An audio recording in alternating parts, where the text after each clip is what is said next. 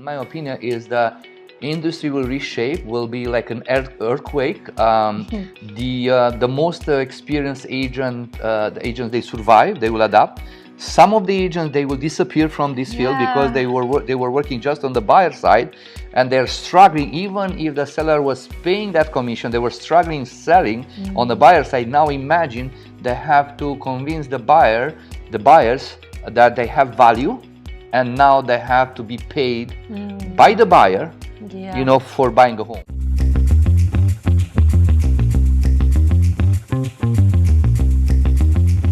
Yeah, I want to start with what happened last week in United States.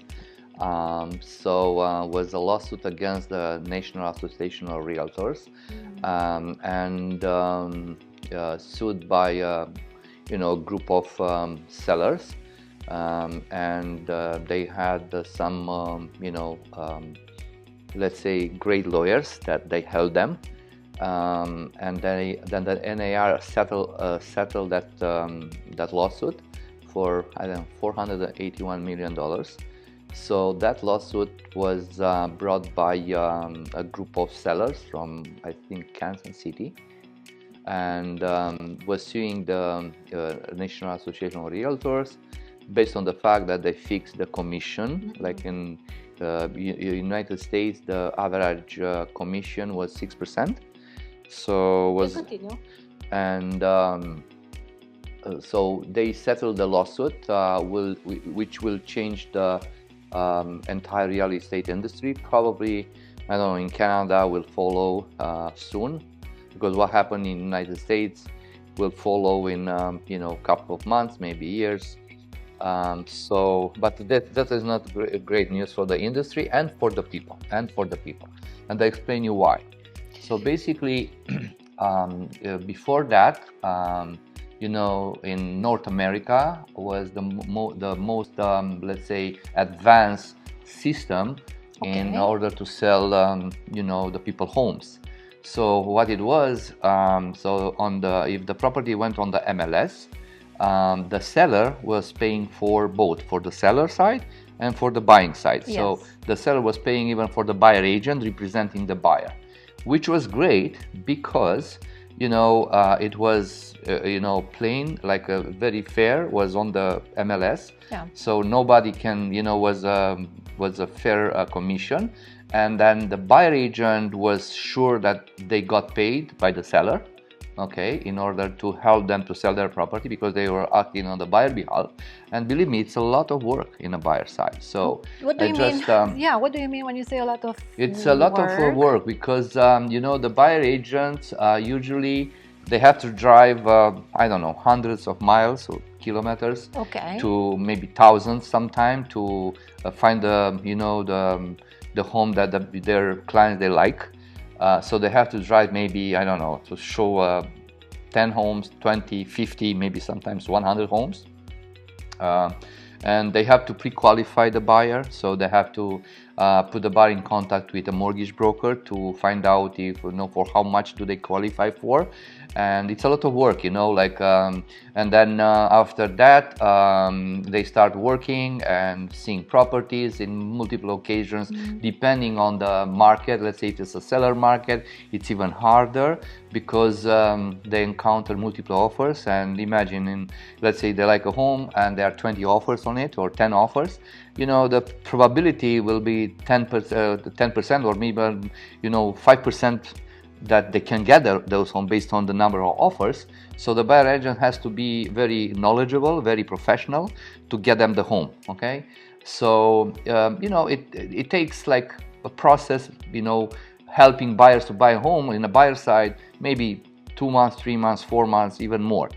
So now what they said is, the new rule is, they don't allow on the MLS system in the United States to give a commission to cooperating broker. So which means the buyers from now, they have to pay their buyer agent in order to buy a home. And beforehand? before at the closing. At the closing. So they have to now. So now, even before, the buyer agent is supposed to sign a buyer agency with their clients. That outline the fact that they represent them. They have a code of ethics. They have to be fair with them. They have to provide professional service, accountability, transparency, everything.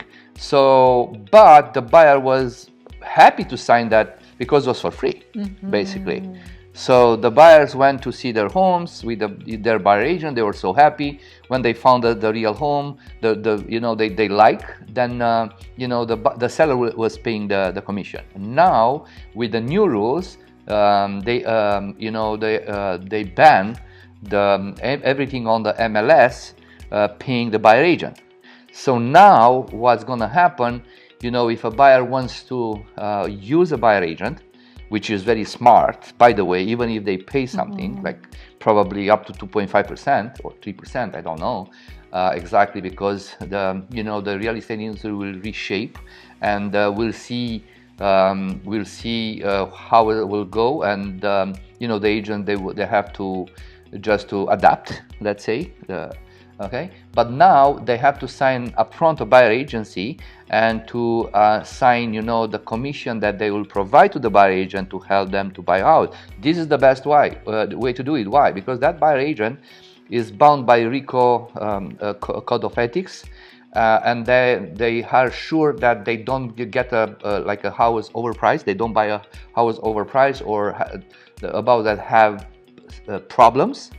Okay, if they decide just to go direct to the listing agent, is very dangerous. Okay. Why? Because the listing agent is working for the seller. Of course, yes. And they want to get the best price for the seller, not for the buyer. Yeah. Okay.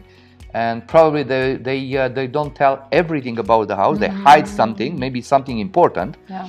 And maybe they can price the house much more overpriced that the buyer is willing to pay, but they don't know, and that they're ending up not saving 2.5. They end up paying maybe 10% more, and they didn't know.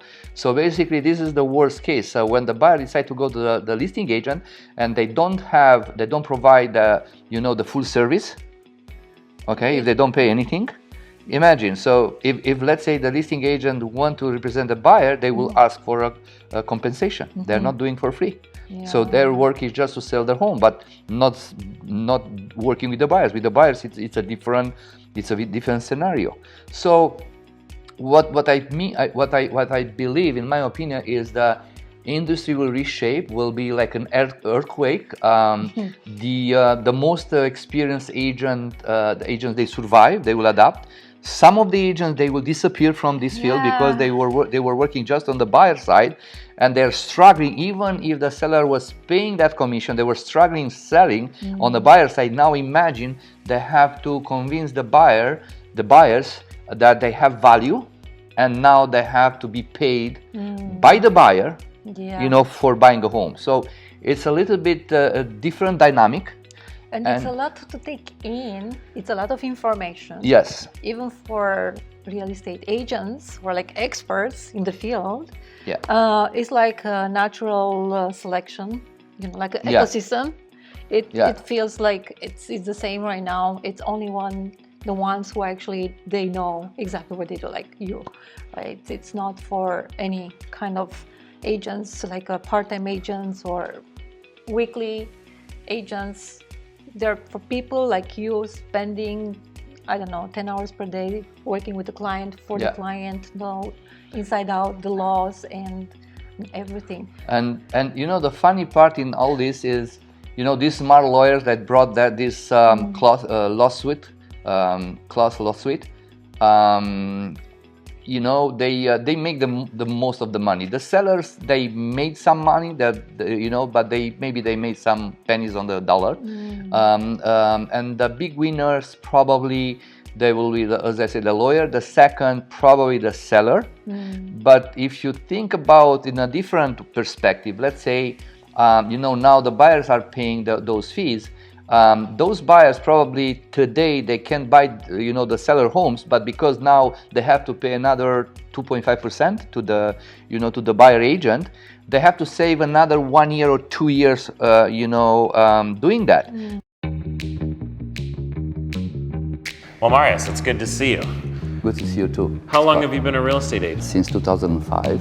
Yes. So almost 18 years. 18 years. Listen, you work so hard. You're top 100 agent worldwide, which is fantastic. Congratulations. Thank you so much, Scott.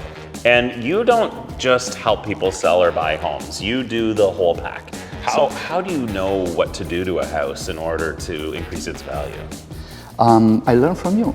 Okay, so you're a pro then. Yeah. So I try to, explain people that if they, improve their, like with a new countertop, a new flooring, a new bathroom, a new kitchen, they will, like for each dollar, they will get maybe $1, $2, $3, $4 more. Yes. So this is very important. It's the return on investment. Exactly. You want to take care of your clients. You're not just here to help them buy or sell a home. You help them move. You give them renovation tips. Everything. It's one of the reasons why you and your family are so successful in this business. Yes. They give me the keys of the house, and they live in Caribbean for 2 weeks, and when they come back, the house is sold for the most money. You should have your own show.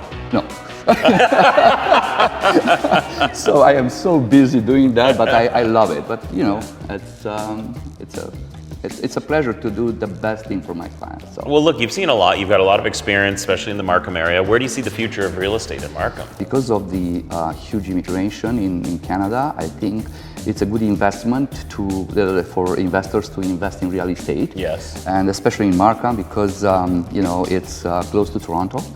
Close to 404, so it's a very very close to Toronto, and the value in long term will go up for sure. Yeah.